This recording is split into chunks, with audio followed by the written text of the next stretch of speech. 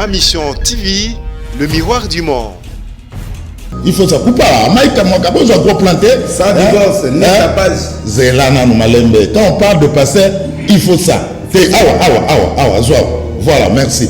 Quand on parle de pasteur, il faut ça. Ça. Sans divorce. Sans divorce. Pasteur a la boité. Yo, ce qui vous aura bambon. Mais bon, secret. Comment yo vous savez nous sur la rade en dessous de mon corps. On a liaté. À tout le monde a moussapi. Oui, mais il va passer. Il va bien passer ma belle. Passer de 2010. Alors, papa. Il fallait que bon bayan. Papa, je. Naï na prophète. Na tobola rabibon. C'est-à-dire, tant qu'on a ben l'année naïe, Nzambé a lobi na naï. Makamba koko saka peuple zate. Makamba police dans la raté. Il fallait tout assumer que nous avons échoué à un certain moment. Accepter qu'on a échoué tout en mangeant. Et ali façon nanga ya ko activer basel na Zambé bazonga na nzela. Bon, to supporter nous mais logiquement en tout cas Gilles n'a dit message là ba fongola avec l'église. Pas limiter à nombre à batou mais ba fongola avec l'église pour ce qui tout ça pour la première fois dans l'histoire du monde de l'église est quand même. Et ça quand confinement. Mais la poto batiki déjà l'église est fondée sauf na Congo. Cameroun déjà l'église à Cameroun il est fondée partout. Il faut batiki à moins nombre moi à 100 à 50 na batouane l'église amené na 100 pour permettre passer la distanciation et azali mona Congo na koloba monoko peuple nyo sifayo kanga pe na mikiti maboko na bango yango na kende pa ba musicien na te ya bango na travailler kana bango na zala kana bango sans hypocrisie na sala chaîne de TV na bien za chaîne commerciale musique tout ele kaka na mboka oyo bamboka ebele l'église zo sala papa corona modelo na zotambola na nzela na kingasani na keki nkole na moni kingasani modele bato bazotambola kana kitamo magazo mona mitondo ngeta mende bato bavandi déjà Congo mbekufi Congo mbe déjà ya kukufa soki loko wana ya solo penda nzambe ndia zo kala biso mawo peuple baba yumate si bazana na mamona sa oyo ndenge zabo ya oyo akota kawa bayebi biso nde bazala mais ba okoloba te tout église de réveil oyo ngana zali bato ebele baza kotambola biebi.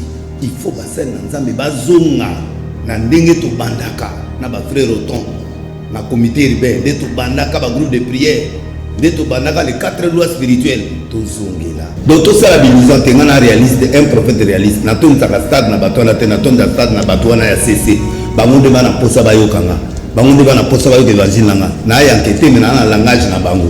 Pasteur Denis, un pasteur kabyliste. Non. Ou assumer? Non. Nandimaka jikaka mais na kabilisité nandimaka ye naza reconnaissant envers ye pour na kowanga na te na muta vérité. Ma mission TV, le miroir du monde.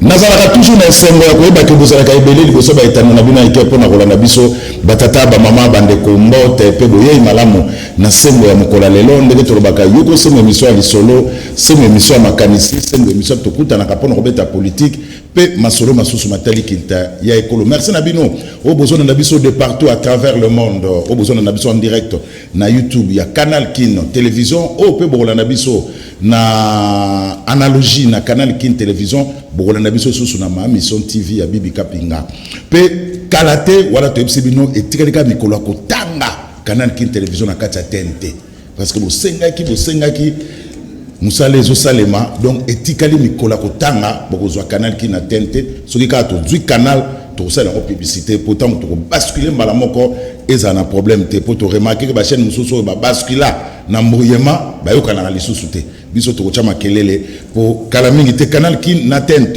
Équipe technique Koupar Bola mes condoléances Diomi Ndongala l'équité Maman Bestine Kazadik présidente il y a coordination avec club et ça les logoté Koupar hein? Après 4 ans au Bogotcha les Solibaya alors Tata Mobitch Adolphe Dominguez yena bayangene mwana Freddy Takidi parle la forme na nenga défaté. Merci na Mike Mwaka Gim pour tous les maestros MC Mbia oazo servi oazo sungabiso na niveau ya YouTube. Merci na Joël Pembele Serge Kwilu Samson Ilunga na Sulemboyo bandeko batali lelo toyambaki ye salaki makelele mingi aye lisusu toyambie lisusu Pasteur Denis Mbote Modésine. mais mikolo ba comprendre te na mba ki dernièrement makelele na ba réseaux sociaux ngapela na ninga na ba réseaux sociaux te mais makelele na ba réseaux sociaux na zo ba appel na poto to lo bani osimi nzungu mikolo o benengeni ke banje. Voilà une nouvelle vision. Oui. Pasteur Denis Lis, un pasteur kabyliste. Non. Vous assumez? Non. Nandi magaji kaka, mais na kabyliste te.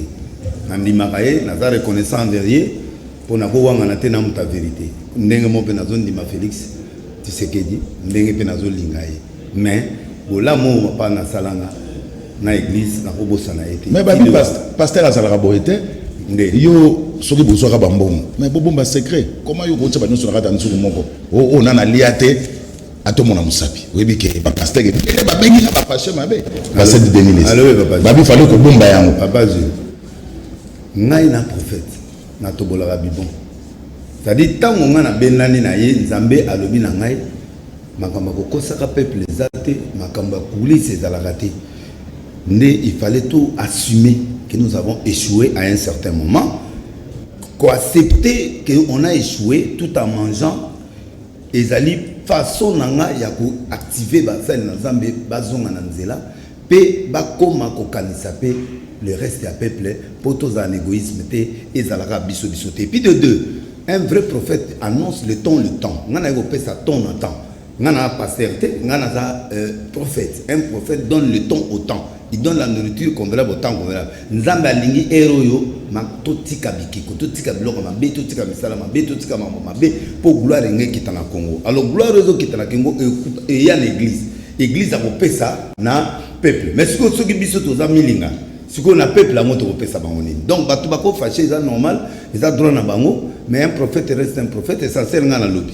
Pour ceux qui na loba ité, Nzambe awa opinir nga. Nga na lobi na basai na Nzambe qu'il n'y a pas de faux pasteurs, il y a toujours de vrais et de faux. Mais, n'attend oyo totika baloenge, totika babiloko ya pamba pour te servir le peuple na bosembo, totika makiona, totika ba prophétie lokuta, totika biloko na, to telemela Nzambe pende ya solo, tant to te ya batu ba ondimao. Pour nga na zo ba vérité ko triompher. Ngande na zabo, soki motatali nga bo biloko ba bidele sa senga ne partout andima ke loko. To tambola ki bien te. Batu bele pi ba to tambola bien te. Muto atamola ka bien te. Muto atamola ka bien a ko réclamer a ko yokaso ni maman na olobate. Mais muto atamola ka bien il faut vendre kimia. Pourquoi ba to baza agiter? Moi je demande seulement aux gens de chercher Dieu dans la vérité. Oyo tozali nango mitakale tamboli biloko tamboli awa.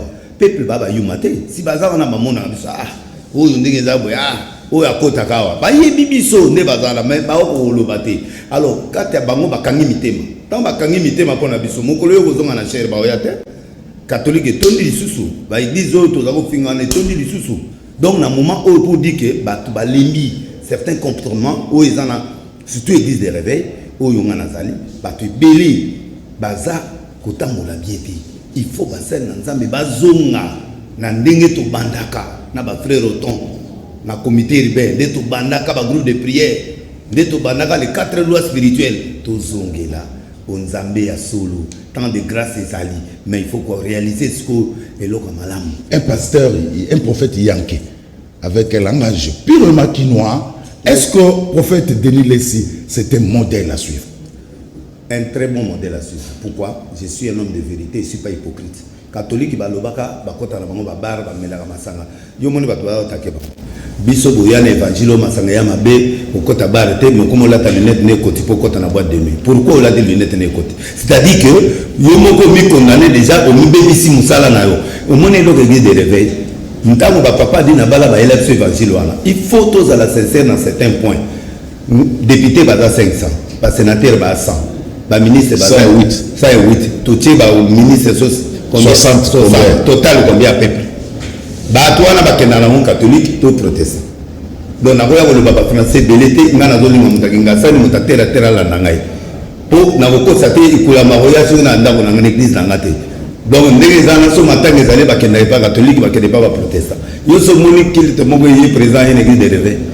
Donc tout ça la bilisant ngana réaliste un prophète réaliste na ton ta stade na bato na te na ton da stade na bato na ya CC ba monde bana posa ba yokanga bango bana posa ba l'évangile nanga na ya enquêter mais na langage na bango pour la lobby soko kene sika zwa lokola batwana et cela ne veut pas dire que denesi aza soki ndeni non nazali mwana Congo na koloba monoko peuple nyonso fa yokanga pe na mikiti maboko na bango yango na kende pa ba musicien na te ya bango na travailler kana bango na zala kana bango sans hypocrisie na sala chaîne de TV na bien chaîne commerciale musique tout ele kaka bango nyonso balandinga te balandinga po babandaki yoso moni Golbert asambela OK ko tia kati na kati ya chaîne chrétienne est-ce que Golbert asambela OK ko tia film na kati ya chaîne chrétienne est-ce que film na batona basambela baza ba dragon batona baza ba to yeli misala na pour la niveau de polémique il me semble na vérité papa baloba ya basala ba chaîne chrétienne papa loketo ezo kata na kuna na ndenga musekite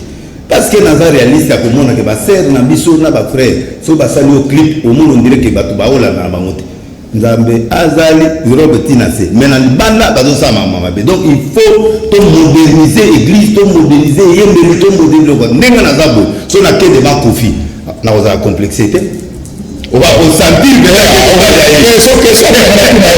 la complexité parce que on vous accuse aussi est-ce que Demile c'est un prophète ou un musicien parce que son tamon nyobo a confondre na Chidonpiana a confondre na Werason a confondre na Kofi Olomide na waze quoi parce que ozoma tena on dirait ba musicien zilaloba yoso moni okena maison bouti ote na maison moko balobi bilambo eza ba musicien non bilamba ya ba grand couturier za pona batu bazala chemise à pembe, cravate, costume. Au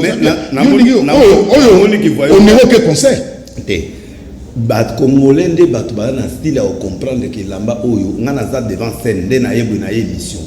So na ok na présidence na costume oyo penda na yebi que oyo na ok ne ministère oyo na zo ke ne église oyo na zo ke ne bo. C'est ça quelqu'un miso ya Batouba na posa bata l'émission.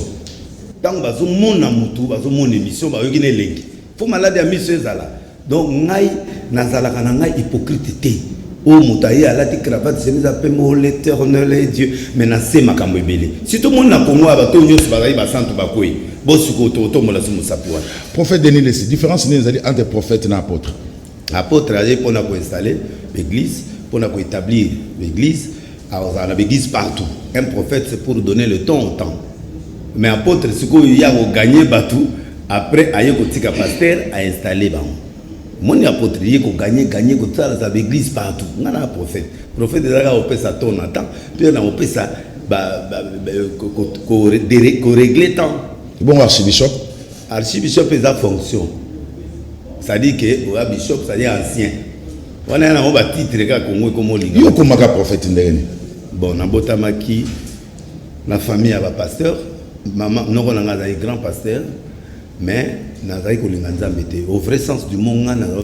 kolinga nzambe te eloko na banganga na nzambe ezaka enlèvement na kokeli felo soki biloko wana ezalaki te na osambela te parce que nga nazali kolinga nzambe te na kima plusieurs fois mama nzambe grand frère ayeli biso Jésus tokima donc naye kokoma na kimi na mboka ntango nakekula na okuta nde sikoyo père spirituel nanga aye koteyanga ntango ateyi nga alakisi nga nzambe natiki biloko nyonso na ye nango nangi nanga mutu moko ya losambo te nange nakota petit semaine batantanga na petit semaine na kimi na makambo ya basango alors naye kose retrouver lisusu na évangile nde nandimi nzambe c'est ce jour là amemi nga na zamba une année alakisi nga bible alakisi nde na okota Kinshasa jour moko ayebisi nga bi tu es un prophète ngabi ah papa abizela tuvandika boye pas cet esprit kitelinga na komopesa biloko avec précision amemanga pendant 6 mois na kata zamba alakisa nga nzambe naye obima Kinshasa esimi.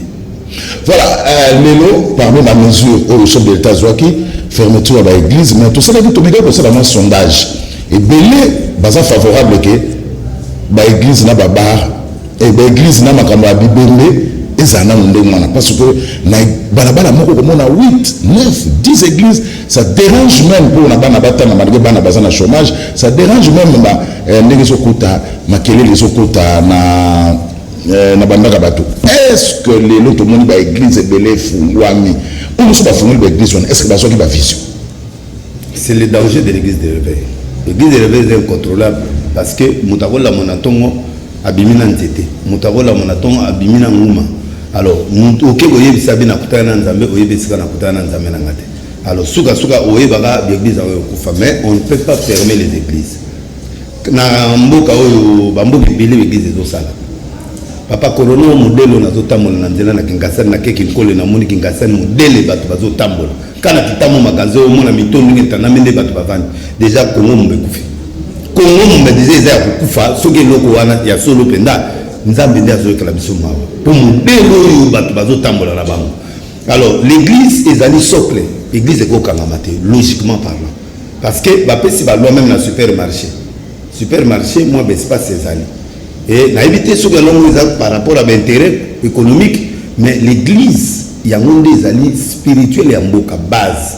Normalement il faut pas fondre l'église. L'église est à barre muta olango comme incontrôlable mais l'église muta o raisonner azoka matéya bon to supporter nous mais logiquement en tout cas Gilles n'a dit message ba fondre l'église pas limiter à nombre à batou mais ba fondre l'église pour ce qui tout ça pour la première fois dans l'histoire du monde de l'église est quand même et ça quand confinement mais na poto batiki déjà l'église est fondée sauf na Congo Cameroun déjà l'église à Cameroun est fondée partout il faut batiki à moins nombre moi à 100 à 50 na bato wana l'église amener na 100 pour permettre passer la distanciation et puis bato ba respecter la norme moi maman ya bosokola pour ndenge bazotika bango gabo vaut mieux ata moi église esunga bango moi le sambo elongola ta mwandamo ya bato ya corona pour le sambo wana papa parce que biloko yango nde tozotambola biso eza na nzoto ezokufa yango moko tokomprendre eloko yango te mais modele onga nazomona bato bazotambola papa yo yokili bamama ya zando ndenge bakenda ye te yaka obongisa biloko wana te basali yango wana bazalaki seri danger bato basala bamarche awa seri danger donc mboka ezaka na danger il n'y a que Dieu qui peut nous consoler yango nazosenga na mokonzi ya mboka na gouvernement bafungola l'église na sengi avec tout le respect to respecter bato ya ba magasin ba boyokele ba mawa ba yokola pe biso mawa pour biso pe to liaka na église to liaka na église o bato wana ya lukuta to moto viva bible na mukanda l'été pesa biso mikolo nzala madini soko da to na relation te ya usu ba comme nerveux donc so tout le monde va passer là au nerveux surtout le voilà donc président azongisa pour grève makasi za ba pasteur azongisa ba passer l'église pour ba comme nerveux nani kamuka tanga la TV ça c'est le démon et donc on peut ça est-ce que vous pouvez faire ça musala mususu te parce que vous la prophète vous la apôtre vous a musala un prophète Démilesi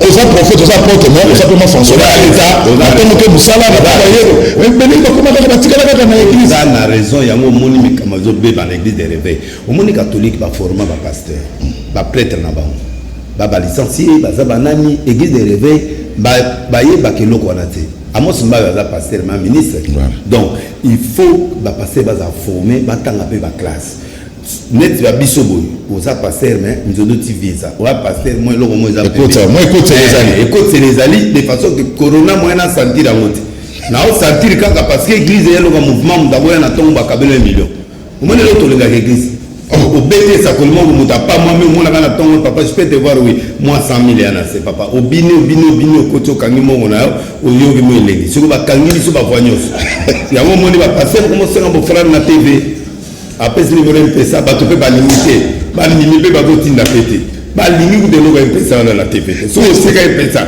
o énervé mon ni do a mon papa biso do la confinement si vous passez moi mon dire que tout na Côte d'Ivoire so na mboka nini wana parce que alobi wa pesa limité azokufa donc passer l'équipe pas passer il faut tout travailler il faut plutôt se débrouiller il faut tout nous comment misala ya pembeni pour permettre de évoluer yango zomona moto soki mbongo ya te akosilo likamoza nyoka na libumu pe sila akeko somba ngoma bimisela ngona ndako esili opesi mbongo abosoko bato sala ni bati que église de fonctionner sote ba dégué ko ça ma mingi na kata mboka. Alors pasteur Démilesi nazo rappeler na ba téléspectateurs que lelo na sembo to ya bibomo pasteur Démilesi bola na biso en direct na YouTube ya canal Kino télévision. Alors pasteur Démilesi parler en langue c'est quoi ezani bon parler en langue oui, ça dit bon, ils ont des sortes à parler là. Ils ont parlé là où il y a la fabrication, na où le Saint-Esprit écouter les motos à parler pour adorer directement ensemble. Il y a vrai na ya lokuta. au moins mon tata nanzela oraka barache donc c'est côté là il nzoto ata esika oyo azala likamususu tamusazo ta ekobona oraka kaka ça c'est le Saint-Esprit là donc eza de sorte na oya bonzambe ya solo na oya lokuta oyo muta fabriquer na ega pour impressionner bato donc ezala toujours des les mots qui ba église ezo to ba système ba dislocation ya ba église ali pa bino ba pasteur bozo kabate bino bozo la takitoko ba voiture ya kitoko bozo soma mama pango mais ba baza nzinga na ba collaborateur na bazo kemba ndenge to ba na Kinshasa pour nous ba pasteur la majorité bozo mikema mabebe bonika bino mo bozo ba na ndaka bino ba garde du corps rebelle ba fumula bino ba véhicule mais ba sala mu sala bazo liate atelier na voiture bao nyonso bapembe na Jean-Jacques na voiture oyo baza pembe na nyonso baza na mo esika ovanda baza na mo esika c'est-à-dire bénédiction eza iné et puis kokaba eza iné yokelo na epsio omoni barrage ainga ndenge ezana soko fungoli mai te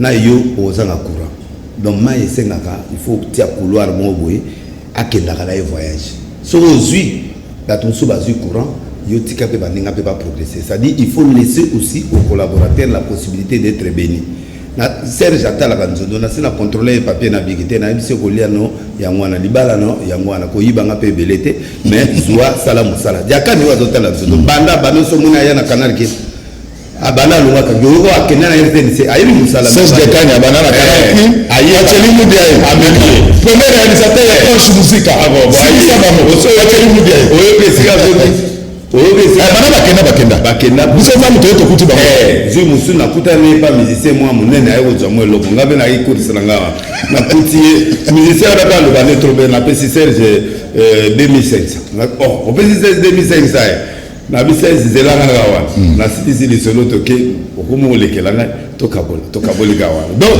azolia amutu bazolia et politique baninga nzela même l'église na passé so na bini na ipsi passer na so na zone za makolo na longolio ça dit que lia mais là pas maman et puis nga arche nga mona tonga mona somba mona tonga nga mona sala donc na l'église nga mona somba na tongi na pesi et puis eza na passer akaba mbongo l'église ko langate nga na pesa na uti poto na $80,000 na ina kabina pesi ba mama ya mapa bot bana koteka nga l'église nga moko na soutenir ba partenaire na nga pour permettre ba se relever ba zongisanga babola to remonter pour nga epa nga toza na principe à zéro mobola comme l'église primitive on est unis ndé na tambola ka partenaire à chauffeur partenaire à cameraman à la réalisation à la monteur à la garde du corps à la nyos na odo pc marché pour acha ba couleur na ndako na bina on luka peintre te yo luka ne ba peintre nga mona sala entreprise au lieu ba to ba ya mbonga yo yanga na ba peintre ba sala devis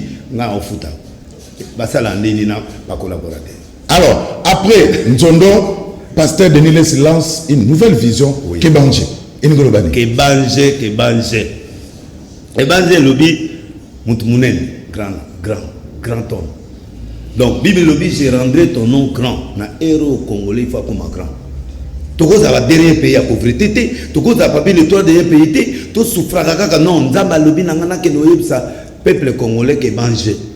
Mikolo nzondo ezate mikolo eloko mse ezate on krezate on veut ezate mikolo Kebanje c'est-à-dire dès que ka ba fongoli biso na bandi na ba stade makele le bandi Kinshasa momba makele lo na no bayokate na za préparer pour ba tu faut ba comme ke côté triomphal pour atia ba kiti 1 mètre caméra monde ba autorité faut to zonga stade to zonga po to gagner ba amo ba kimi biso ba zonga ngana ye makele le Gilles so mona zo na émission na yo eza po makele les zongi na Kinshasa ba ko ba délai facile ba timiote qui est là qui est derrière toi Jésus botuna mo kuna question na loba Jésus ngape Jésus mutasi alors Kebanje c'est-à-dire toujours rendre gloire au kita et vous permettre ba na nzambe ba pa mama mais pour ba pa mama il y a des certains sacrifices.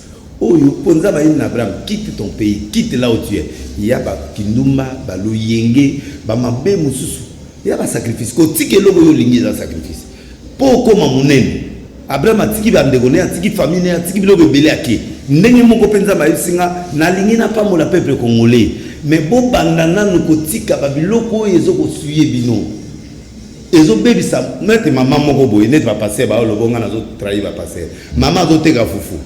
azina kopa fufu wana atie ba papier na sima kangi libanga wana ekomi oli apesa fufu ya quantité esengeli apesi fufu ya quantité ya moke asumuki de asumuki yo yebisanga no ndeko nanga eza boyete donc bato azo kantata na olo balisumu to tika mabe eza kaka ke mutale mbongo non mais du fait que déjà yo za membre ya gouvernement mbongo ya destinaki po basala eloko boye yo détourner ata $1000 wana kata lisumu pasteur papesi au dim au lait soit peu par collaborateur non pas ça quand tu es égoïste oh yo toloba nous égoïste nous avons pas à recevoir la naïveté bon oh ça les kobote mais luli moi ça va ton nzela les ali sumuté yo linga mutakala mais oh yo moni wana est-ce que les ali sumuté oh biso to bien to lete mais kolia ngo zolo ba kolia et ça par rapport à quoi tu vois donc et là qu'on a yé nango que évangile zali que pour réussir koko ma grand il faut payer le prix. Pour les logiques au Komaboui, Toluka. Et puis combien de personnes, plus de 200 par jour, au émission. Mais tous autres, la peu, mais oyo, soit n'a qu'à au Kundami, oyo, soit ok au Kundami, mais pas à Ziloké. Pour nous avoir péso force, tu as pris du temps. Au lieu que tout ça va né et belé, la carte à presse, mais n'est-ce pas. Les lots sont au monde, c'est que nous avons dit mieux. Payo, des ans et belé, au sommet, on a casse, dans sa colio. Oko pas maman, oko voyager, oko y la mission là, na voya aller à la dame. Pour na moni en olelo. 2023 na tiré musalo. Na lobby na yo oko pas maman.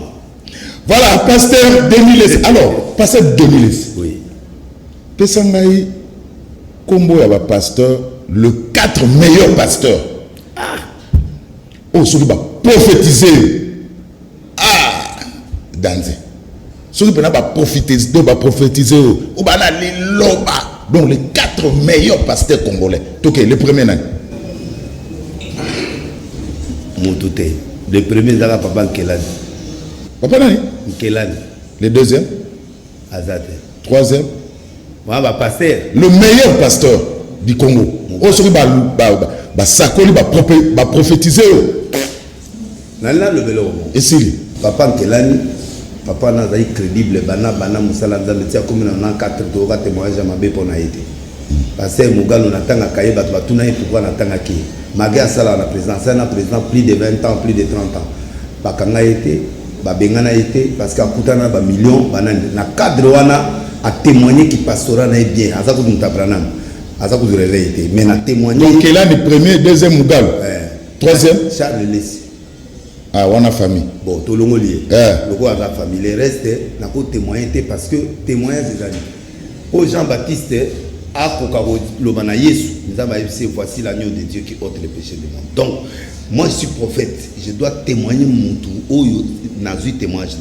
Mais dans la jeune net, on a travaillé dans la génération où, le tout quoi, José Mbele, Bazar Toyo, on a créé en Zambie, Bazali, Bazoya, surtout dans la génération où.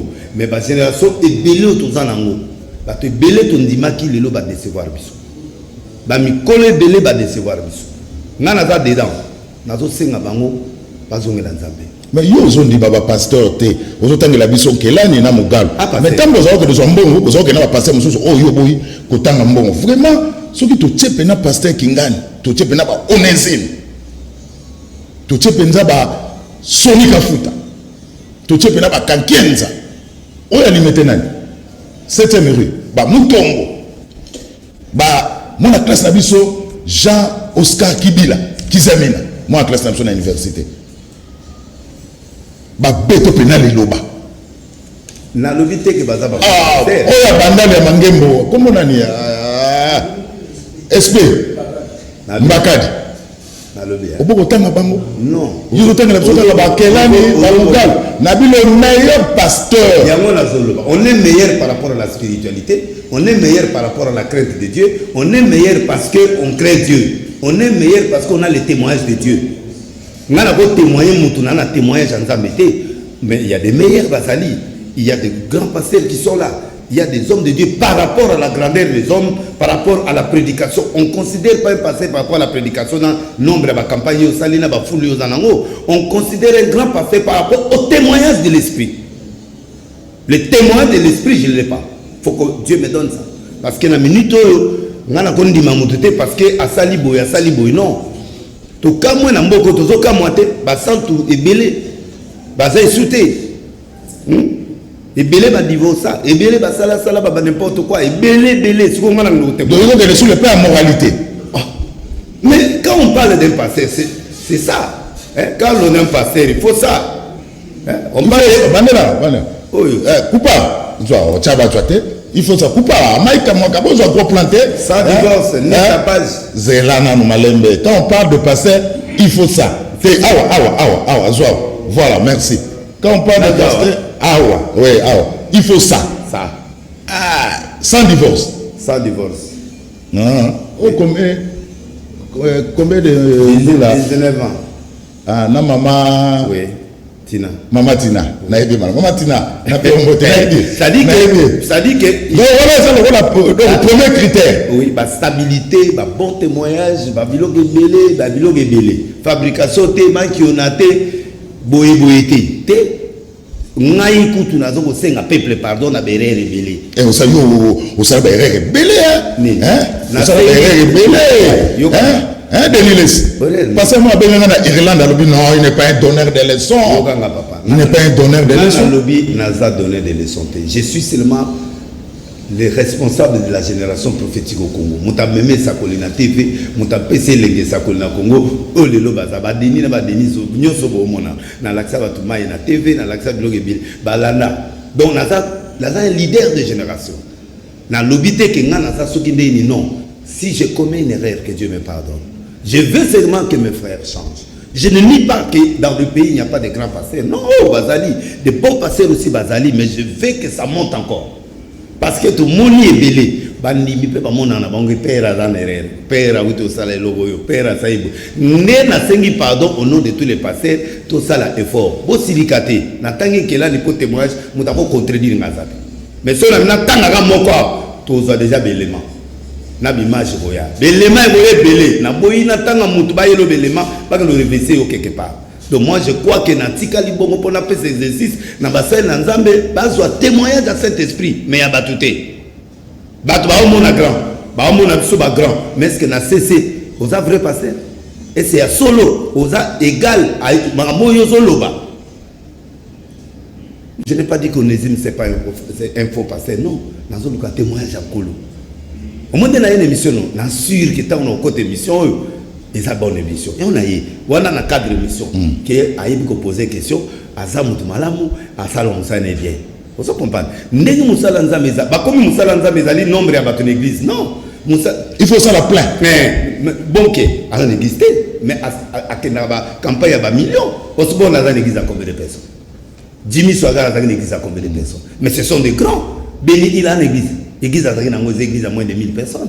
Tu comprends? Mais il y a des gens, oh, ils battent, les bandes de battent, DJ, 40 000 places, 60 000. Il y a des au dépôt, 60 000, mais le problème, ce n'est pas le nom. Le problème, ce n'est pas la grandeur. Le nombre de bateaux dans l'église. À tous, on a monté moko, mais on a la crédible. Au monde, on a autant de papa, au vanina mbongo. Pourquoi tu as qui passe répondre à nani? Mbongo, il n'y a pas maman 250 litres. Mbongo, papa, qui est là, nous avons un consignation. Mon gars, le président Kabila pendant des années, n'a papa n'a été siko. Tout le monde a place à côté cachoté. Pas mbongo million et ça wana, mais à l'été. Ce que vous yo songolo mosande. Vous comprenez? Et puis, il va passer, il va comme na moi, va singana loketo, va passer, il va comme na mami wata, va passer, il va comme na bilogo bien. Ce que muto on a yeba ikala, ta muso comme na mami wata, ngana webande. Na moni va passer homosexuel, tale belé na kina. Ce que yo yeb sangande. Yeb sanga ce que le témoin mutu ndenge nini. Na poko azana mwasi ya mobali, ye mobali. Ce que yo go expliquer ngani. Na le témoin mutu kaka boyepo, na sentiment te, bobo mangai, bo finganga, souci na ngande ko, litato le te pas en colo. Ya mutu te négocier. Total la mise sauter. Dieu ne regarde pas ceux qui sautent aux yeux. Dieu regarde le cœur. Tant on va kenda ke pas Isaïe, pour ba ponaroi, nzambe ayebsa ki papa na prophète ko tala na mise sauter ayen bato ba tolo ba yo na bino. Ti mona moké David abimi mo santa auto beta ba lion na zamba. On ne regarde pas ceux qui sautent aux yeux. Dieu regarde le cœur. Voilà, c'est l'heure de lire si on conclut ce chapitre. Le meilleur pasteur Baza 2, Kelani Namugal. Voilà, Dixit, Denilis. Alors, Denilis. Comment expliquer na Congo tout ça mingi? Beaucoup de pasteurs, beaucoup d'églises. Nous devons souffrir. souffrance eza makasi na Congo. Mais Est-ce que nous avons passé biso au Congo ou bien tout ça semble la bien té? Nous avons passé biso au Congo te bisonde. Église, ba pasteur, ba serviteur, ba évêque, ba toana, ba peuple, tout ça mélanger ba aventure trop. Nous avons yo kaka n'importe qui bon côté, il faut des sacrifices. Ba pasteur, ba sango, ba toana nyonso, biso nyonso, toutes les 8 confessions. Il faut que les gens prennent à cœur Dieu. Personnellement, réveil, ils ont la plus grande église du Congo. Pour les business ici. Mais, il faut du sérieux. Il y a des bons pasteurs, il y a de vrais serviteurs de Dieu. Il y a de vrais serviteurs de Dieu. Il y a aussi des bayebani. Na ba poto a ba congolais ba sambe na nzambe solo baza. Mais batouana siko bayebanité. Oh, le monde a besoin de ces gens-là pour te ba même ambition na sincérité. Donc moi je crois que passe à Congo est aussi là parce que Dieu m'a dit qu'il descend maintenant. Il va faire éclater sa gloire au Congo.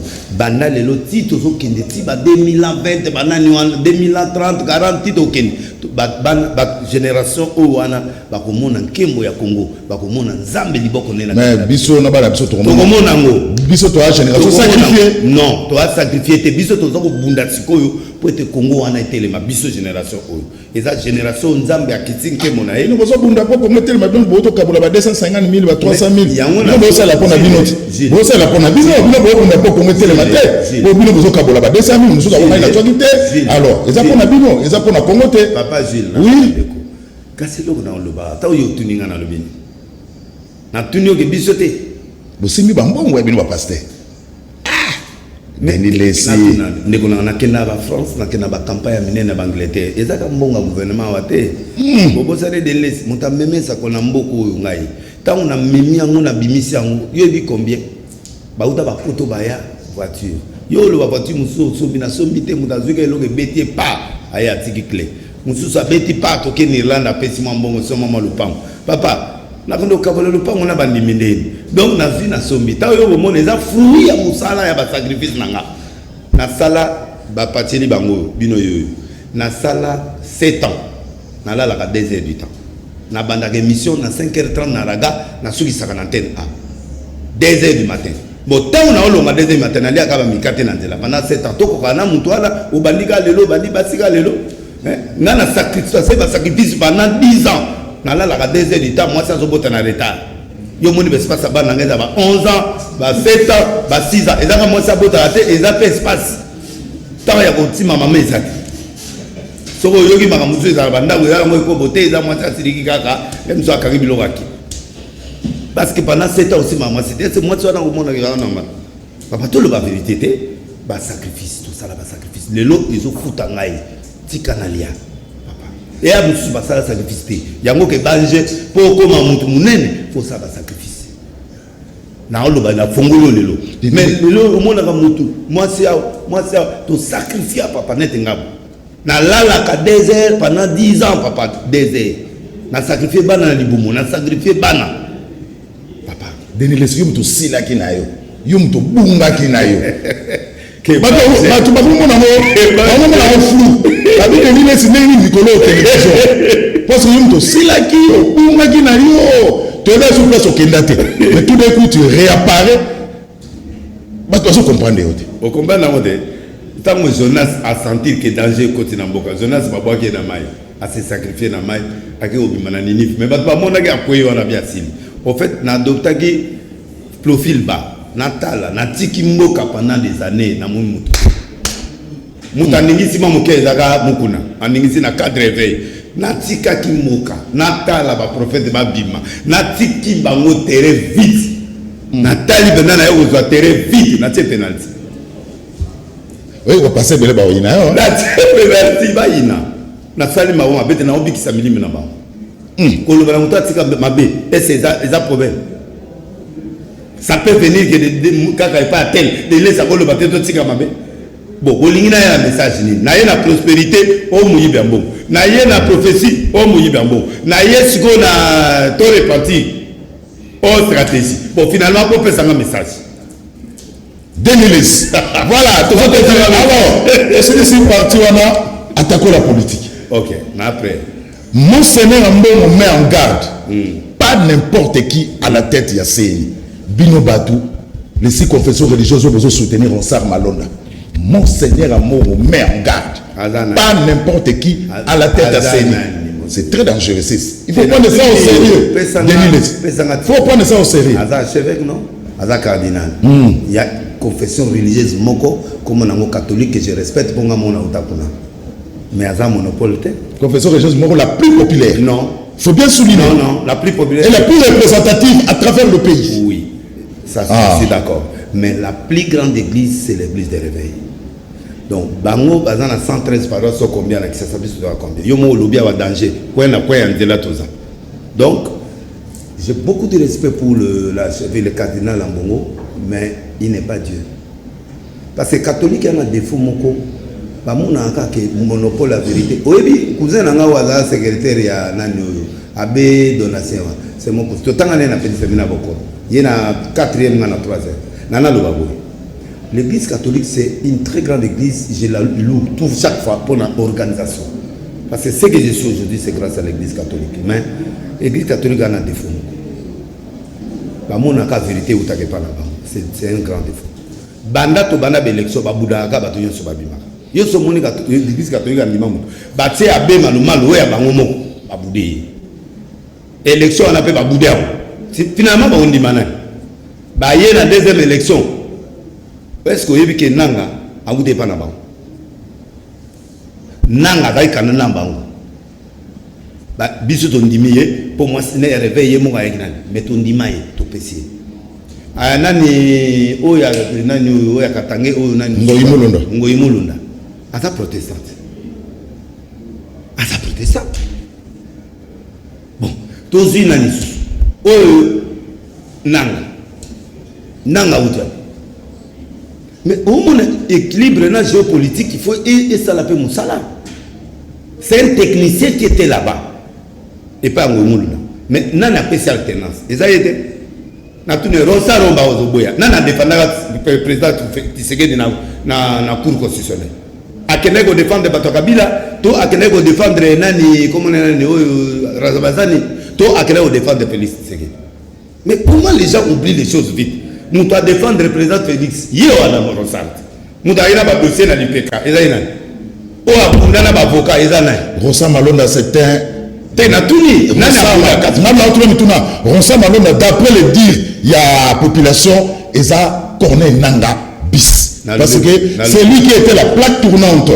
Il fut secrétaire administratif, c'est lui qui était la plaque tournante. Il y a un don électoral. Il y a 2018. Pasteur Denis Less. Malbo on a lobby à défendre le président Félix.